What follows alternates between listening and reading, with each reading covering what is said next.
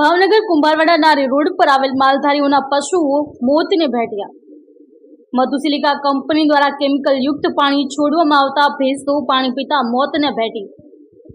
માલધારીઓના ઢોર કેમિકલ યુક્ત પાણી પીતા 3 થી વધુ ભેંસોના મોત, જ્યારે હજુ 2 ભેંસો જીવન મરણ વચ્ચે જીવી રહી છે।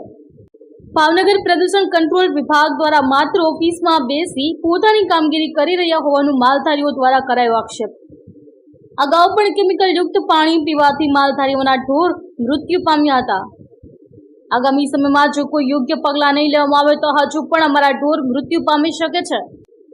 ભાવનગરમાં આવી મોટી ચાલતી ઇન્ડસ્ટ્રીઝ કંપનીઓ દ્વારા ખુલ્લામ નિયમોની એસી-તેસી કરી પોતાની મનમાની ચલાવી રહ્યા છે। અશ્વિન ગોહિલ, જી ન્યૂઝ, ભાવનગર। મારું નામ પરમાર મનુભાઈ બચુભાઈ, આ રામભાઈ છે, મારા સાડુભાઈ થાય છે। તે સવારમાં 7:30 ઘરેથી ભેંસો લઈને નીકળેલા અને આ એરિયામાં ચરવા આવેલા। એ ટાઈમમાં અંદાજે 11 થી 12 વાગ્યા વચ્ચે 5 ભેંસો લઈને આવ્યા હતા। એમાં 3 ભેંસો પાછળ રહી ગઈ અને 2 આગળ રહી ગઈ।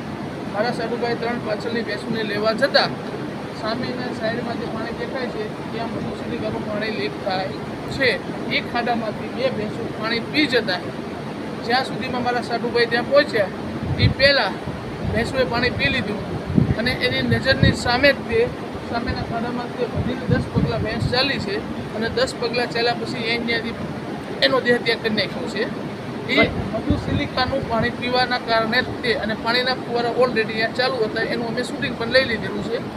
એ પછી અમે લોકો બધા 50-60 જણા મળીને કંપનીવાળા પાસે જાણ કરવા ગયા તો કંપનીવાળાનું કહેવું એમ છે કે ભાઈ અમારું પાણી હોય તો તમે કેસ કરી નાખો, ફોરેન્સિક રિપોર્ટવાળાને બોલાવો અને અમારા પાણી પીવાથી જ જો આ વસ્તુ થયું હોય તો તમારી ભેંસોની જે ભરપાઈ થાય તમે જે નક્કી કરો એ અમે લોકો દેવા તૈયાર છીએ।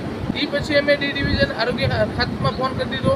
ત્યાંથી લોકો ટેસ્ટિંગ માટે 3 જાતના અલગ અલગ ડબલા પાણીના ભરીને ગયા છે।